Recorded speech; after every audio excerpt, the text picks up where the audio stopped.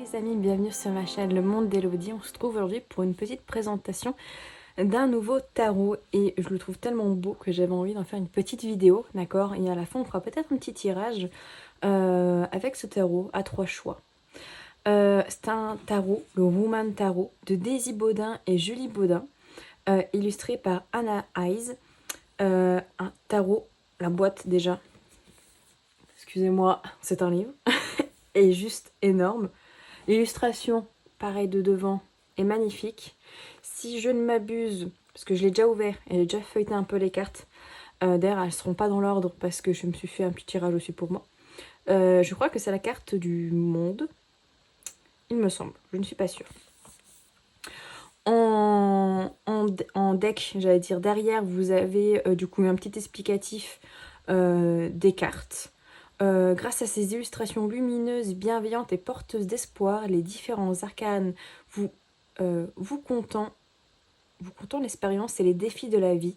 La femme sauvage vous plonge au cœur de thématiques telles que la spiritualité, l'amour, le conflit, le monde matériel, la passion, les épreuves.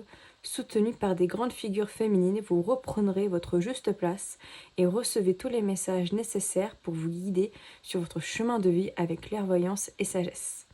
Donc comme son nom l'indique, c'est le Woman Tarot, donc principalement illustré par des jeunes femmes, à part quelques cartes où il y a un homme, type l'empereur, etc., et le roi de bâton, je crois. Le reste, ce ne sont que des femmes. Donc excellent si vous aimez les tarots féminins, etc. Vous avez à l'intérieur le petit guidebook, que je vais vous montrer un petit peu plus, avant d'aller voir les cartes. Il est en couleur. Et très intéressant ici, comme vous pouvez le voir, il y a les couleurs. Donc chaque couleur, par exemple ici, là, on va dire le marron, ce sont les arcanes majeures. Le bleu, ce sont les coupes. Le jaune, ce sont les deniers. Les roses, ce sont les bâtons. Et les violets, ce sont les épées. On va dire ça comme ça. Donc c'est très bien si par exemple vous êtes débutant ou que c'est votre premier tarot ou que par exemple, parfois moi aussi ça m'arrive, voilà, j'ai besoin d'aller regarder un peu le guidebook, bah ok, je sais que là c'est les coupes. Là par exemple là on a l'Amazone des coupes que je vous montre, donc c'est en couleur. Vous avez les forces, les faiblesses, les thématiques sur l'amour, la vie professionnelle, l'argent et la santé. Donc par exemple ici pour l'Amazone des coupes, donc qui est le valet de coupe, on a par exemple la fougue, la passion, la galanterie, le romantisme, la séduction, l'amour, le prince charmant. En faiblesse, par contre, on aura la manipulation, la jalousie, l'immaturité, l'impulsivité émotionnelle, la dépendance. Donc les faiblesses, plutôt si la carte est tournée à l'envers, si vous lisez le tarot à l'envers, ou que vous le ressentez un petit peu plus dans un aspect, on va dire, négatif. Et vous avez les thématiques, par exemple si vous êtes célibataire, vous êtes prêt à accueillir la nouvelle rencontre romantique, le grand amour, attention à trop d'impulsivité. Si vous êtes par exemple en conflit ou en séparation, c'est identifier les besoins de chacun et rétablir l'échange doux et raffiné. En vie professionnelle, par exemple, c'est aussi œuvrer pour créer son job de rêve ou pour le décrocher, avancer avec fougue et ambition vers ses objectifs, prendre à cœur sa vie professionnelle. En termes d'argent, vous devez tout faire pour trouver l'abondance, la sérénité pérenne des finances, voir sa persévérance récompensée. Et au niveau point de vue santé, trouver l'équilibre, limiter la gourmandise et les excès, addiction pour gérer les émotions. Donc c'est quand même très bien fait, je trouve. Vous avez en plus derrière le cavet et le coupe. Voilà, si vous avez un peu du mal, par exemple si c'est votre premier tarot. Mais c'est quand même très bien. Au début aussi, vous avez comment utiliser le tarot. Vous avez des tirages, par exemple à 3 ou 6 cartes, par exemple. Ici, donc carte 1, vous avez l'énergie globale de la situation, etc. que vous avez généralement dans tous les guidebooks, plus ou moins. Et après, vous commencez avec les arcanes majeures, etc. Pareil, à chaque fois, vous avez les forces, les faiblesses, les thématiques, etc. Donc, très bon guidebook. En plus, très grand aussi. Donc, c'est pas un tout petit. Vous avez de quoi faire si, par exemple, voilà, vous préférez les choses un peu plus grandes. En termes de tarot, donc qui se présente aussi dans cette boîte-là, la couleur bleu roi comme ça, j'adore. Tout au fond, vous avez le petit... comment dire, un petit papier comme quoi il est authentique, avec le mail de réclamation si toutefois il arrive quelque chose au niveau des cartes. Je vais le mettre plutôt là. En termes de taille des cartes, Il est plutôt classique. Si je prends par exemple... Est-ce que j'en ai un là? Oui, j'ai le tarot. Mon tarot Art Nouveau, par exemple. En termes de cartes, il est quand même un petit peu plus grand. Vous voyez. Donc, en soi, quand je l'ai battu, moi, ça ne m'a pas dérangé au niveau de la taille. Pourtant, enfin, j'ai pas des grandes mains non plus. Donc après, évidemment, si vous préférez plus petit, bah voilà, ça peut peut-être vous gêner. Certains, au lieu de le battre de ce sens-là, vont battre comme ça. Bon, moi, j'y arrive pas. Mais c'est une possibilité. Au niveau de la carte comme ça, moi, je la trouve magnifique. Franchement, en noir comme ça, avec cet œil, etc., j'adore. Vous avez les bordures dorées. Ce qui m'embête, moi, c'est les bordures et je veux dire l'effet un peu plastifié. Certains vont aimer. Moi, qui ai beaucoup tendance à battre, je sais qu'ici, ça va s'abîmer et que les rebords vont s'abîmer. Donc peut-être que j'aurai un peu moins tendance à le battre. Ou alors, si je le fais, bah, je sais que ça va s'abîmer ou tout simplement aller piocher la carte. Ça, c'est vous qui décidez également comment vous faites. Donc les cartes sont un peu mélangées. Je vais vous en montrer quelques-unes, pas toutes, pour vous laisser aussi un petit peu le mystère. Et on va regarder un peu ce que ça nous dit. En première carte, on a la nymphe des épées. Donc ici, la nymphe, ça a été une carte qui est renommée, donc qui est le cavalier des épées. Oui, cavalier d'épée. Oh, attends, cavalier? Non, le page d'épée, pardon. Bah, même moi, des fois, ça me... Donc très belle carte, je vais juste voir que vous voyez bien. Ouais, quand même très très jolie. Je trouve les cartes vraiment très belles. Le 7 de bâton, ici, un petit peu art martial ici. Très très beau. Le 8 de bâton avec ses flèches aussi. Donc ça, les thématiques restent quand même comme le Rider-Waite, pardon, mais ça change un petit peu. Là, par exemple, on a la tempérance. Pareil, toujours très féminin ici. Très très beau, très poétique, je trouve. Le 6 de bâton pour la réussite, la victoire. La rêveuse, pareil, la carte qui a été renommée, c'est le fou. Très très belle. Je trouve que c'est un tarot qui invite beaucoup à la sérénité. Le 10 de coupe, ici. Oh, c'est très très beau aussi. J'aime beaucoup. C'est cette idée vraiment de bien-être, de bonheur familial. 8 d'épée. Les croyances limitantes. Alors c'est vrai que, alors pour certains qui ont l'habitude du tarot classique, franchement c'est très bien. Pour ceux qui sont débutants, peut-être que vous aurez du mal au début parce qu'il y a certaines cartes, voilà, qui au niveau de la carte initiale comparée à un tarot classique peuvent un petit peu changer, mais vraiment ça se fait vraiment tout seul. Là on a le 10 de denier qui nous parle de transmission au niveau des générations. Le 4 de coupe, l'attente.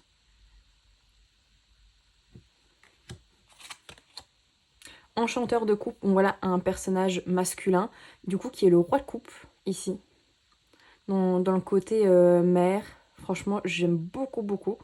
Je l'ai vu sur en fait un tirage que moi je regardais sur YouTube et j'ai trouvé le tarot tellement beau tout de suite. C'est rare que ça m'arrive. 8 de denier, mais je l'ai trouvé tellement beau, tellement doux que... Déesse des épées, la reine d'épée, ici.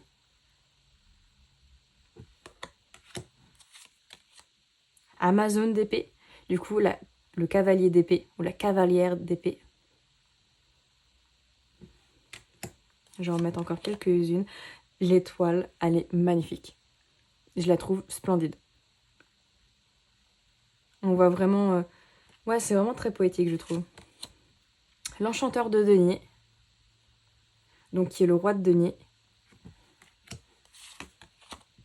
Bah, l'enchanteur d'épée. Le roi d'épée. Là encore, pareil, comparé au tarot classique, là, on voit qu'il tient un livre.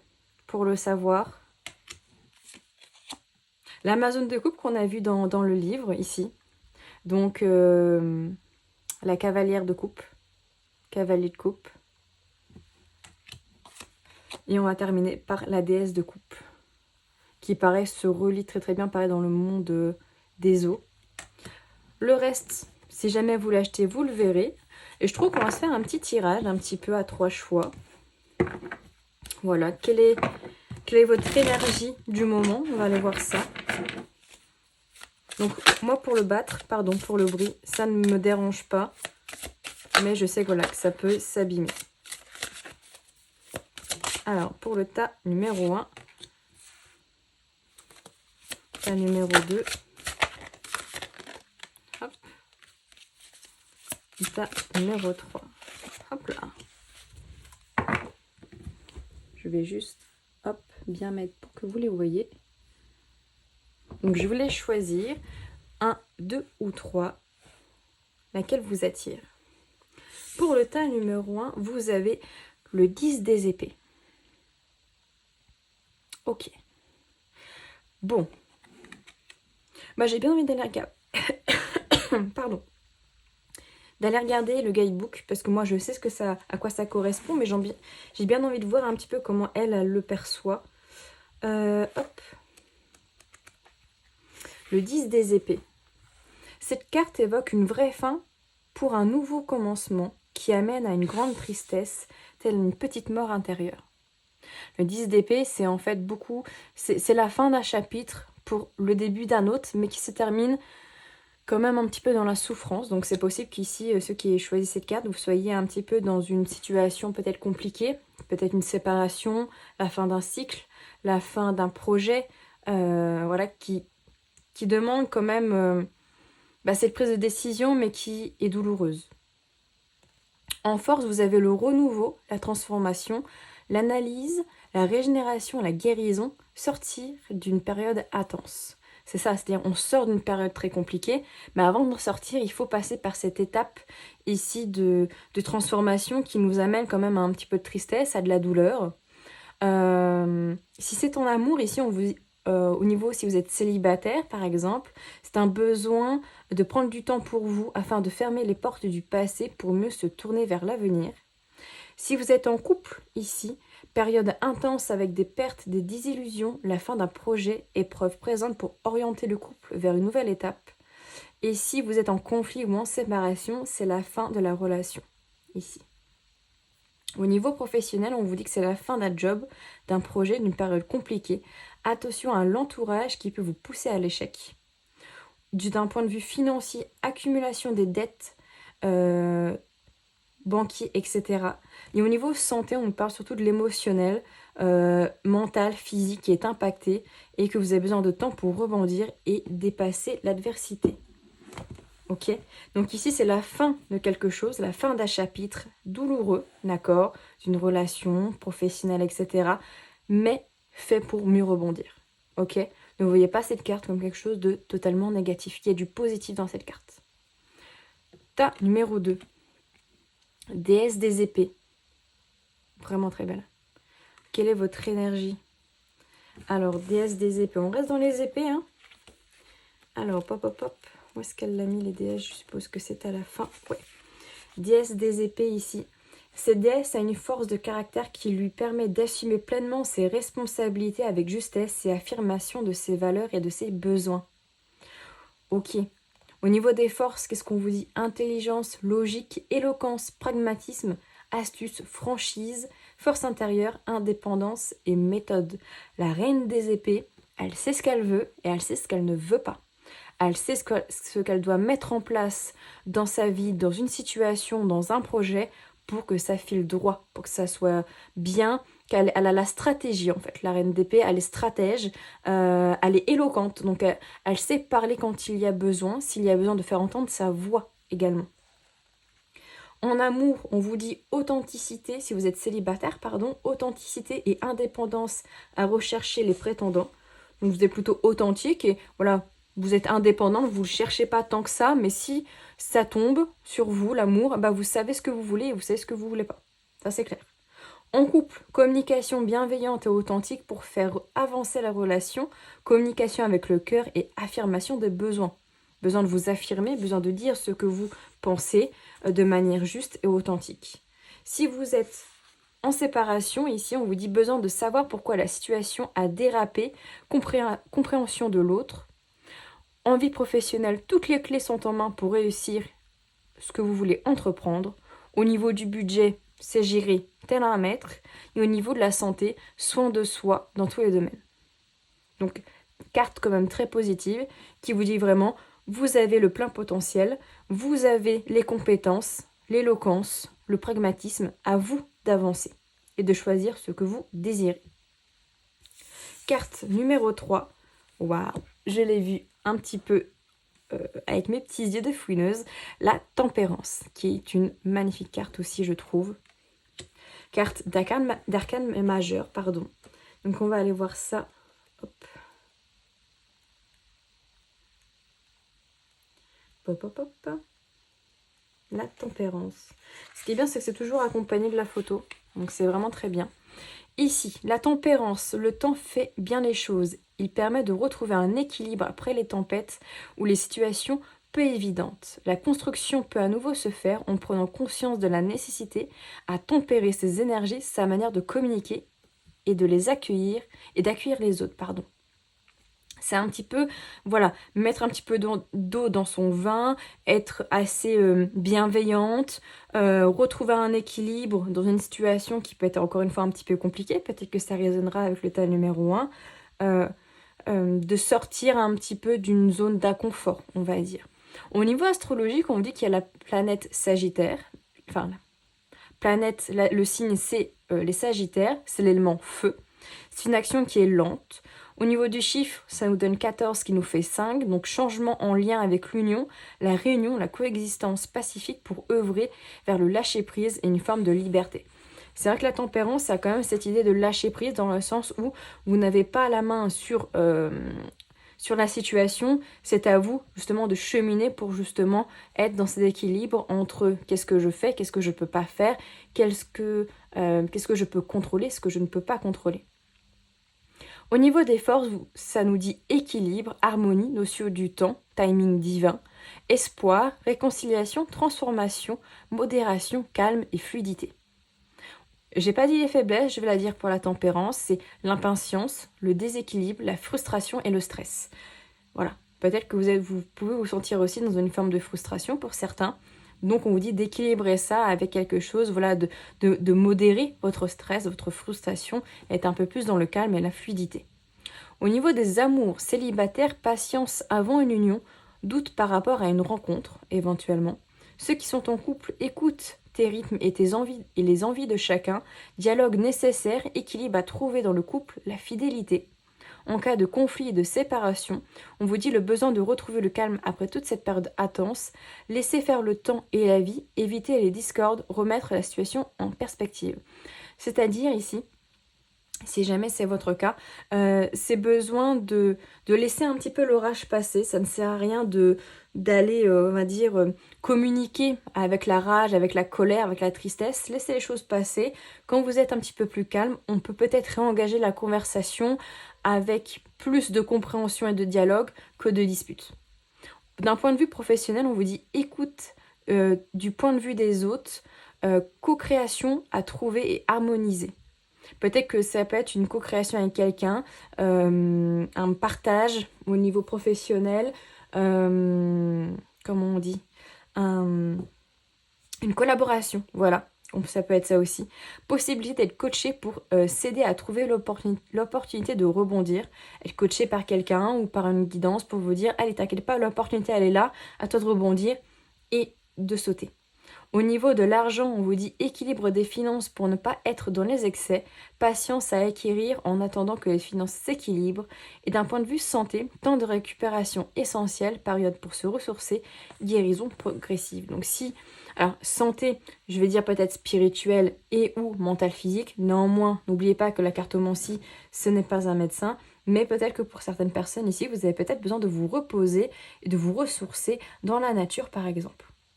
Voilà pour cette petite présentation de cet oracle, de ce tarot et de ce petit tirage. N'hésitez pas à me dire quelle carte vous avez choisi, je vais y arriver.